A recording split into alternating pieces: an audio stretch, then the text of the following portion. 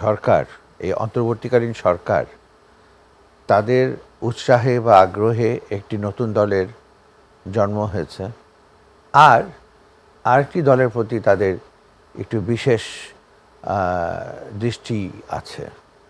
এই ২০ কোটি লোক ধরে নিচ্ছি, মানে আমরা কম বেশি হতে পারে, ২০ কোটি লোকের দেশে সত্যিকার অর্থে আইনশৃঙ্খলা রক্ষাকারী বাহিনী যা দরকার সেটা আমাদের নাই। পুলিশ চায় না যে পরবর্তী সরকার এসে তাদেরকে ধরুক যে তোমরা তো ওই সরকারের চামচামি করেছো।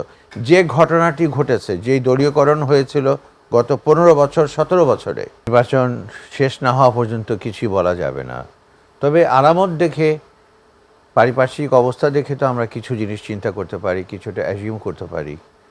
এখন যে কথাটা আপনি বললেন যে সরকার, এই অন্তর্বর্তীকালীন সরকার তাদের উৎসাহে বা আগ্রহে একটি নতুন দলের জন্ম হয়েছে, আর আরেকটি দলের প্রতি তাদের একটু বিশেষ দৃষ্টি আছে। তো সুতরাং যেটা একটু দেখে বললেন যে যেহেতু এরা অন্তর্বর্তীকালীন সরকার, সুতরাং এরা নিরপেক্ষ, কিন্তু এদের নিরপেক্ষ কতটুকু এটা বিবেচনা করার বা প্রশ্ন করার সুযোগ আছে। যেহেতু আমরা প্রকাশ্যে দেখেছি যেই দুটো ব্যাপার বললাম, এটা একটা জিনিস। আর একটা হলো যে আমি মনে করি এবার যেভাবে নির্বাচনটা হচ্ছে এবং জনগণের পার্টিসিপেশন, জনগণই কিন্তু ভোট যদি উল্টাপাল্টা কেউ করতে যায়, সে যে দলেরই হোক, জনগণই কিন্তু সবচেয়ে আগে বাধা দিবে। আগে তো ভোট কেন্দ্রের আশেপাশে কেউ যেতে পারতো না গত ১৫ বছর বা ১৭ বছরে, কিন্তু এবার তা হবে না। এবার আপনি দেখবেন যে অবশ্যই জনগণ অনেক আগে থেকেই থাকবে এবং তারা ভোট কেন্দ্র পাহারাও দেবে, ভোটও দেবে এবং কোনো ছলচাতুরি করতে দেবে না। এখন যদি সরকারও ছলচাতুরি করতে চায় কোনো দলের পক্ষ হয়ে, সেটাও সম্ভব হবে না। রনক ভাই, কিন্তু আমরা দেখেছি যে নিরাপত্তার কিন্তু একটা ঝুঁকি রয়ে গেছে। আমরা দেখেছি যেদিন তফসিল ঘোষণা হয় সেদিন কিন্তু ঢাকা ৮ আসনের একজন প্রার্থী কিন্তু নিহত হয়েছিলেন, ওসমান হাদি কিন্তু নিহত হয়েছিলেন। এখানে আসলে নিরাপত্তার ব্যাপারটা যেটা, এটা আপনাকে আরও পেছনে যেতে হবে। প্রথমত হলো যে অন্তর্বর্তীকালীন সরকারের যা কাজ, সংস্কারও তাদের কাজ না, অন্য কোনো কিছু তাদের কাজ না। তাদের মূল কাজ হলো একটি সুষ্ঠু সুন্দর নির্বাচন করে নির্বাচিত দলের হাতে সরকার পরিচালনা ভারটা ন্যস্ত করা। কিন্তু এই সরকার সেটা করেনি। এই সরকারের মধ্যে আর আগের অন্তর্বর্তী সরকারের মধ্যে কিন্তু অনেক পার্থক্য আছে, কারণ এই সরকার এসেছে একটি গণ অভ্যুত্থানের মধ্য দিয়ে। অবশ্যই পার্থক্য আছে, কিন্তু পার্থক্য থাকুক আর যাই থাকুক, আপনাকে ওই জিনিসটা মাথায় রাখতে হবে যে আমি কি চাইছি, এই সরকার কি চাইছে। সেটা যদি আপনি ক্লিয়ার না হন তাহলে কিছুই হবে না। তাহলে আমিটাকে, আমি এখানে দল, আমি এখানে সরকার, আমি এখানে সরকারের প্রধান উপদেষ্টা, খুব ক্লিয়ারলি বললাম জিনিসটা। এখন দেখেন, আমি যে একটা বলতে চাচ্ছিলাম, এই যে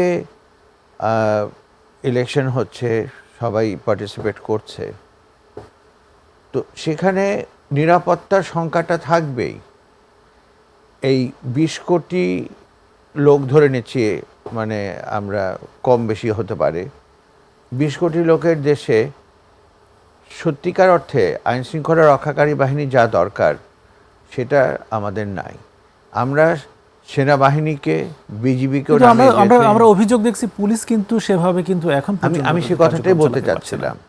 আমি সেটাই বলতে চাচ্ছিলাম যে ৫ই অগাস্টের পর যে ঘটনা ঘটে গেল জুলাই এবং আগস্ট নিয়ে, তারপর কিন্তু পুলিশের মনোবল একেবারেই ভেঙে গেছে। এই মনোবলটা ফিরিয়ে আনাটা ছিল সবচেয়ে জরুরি।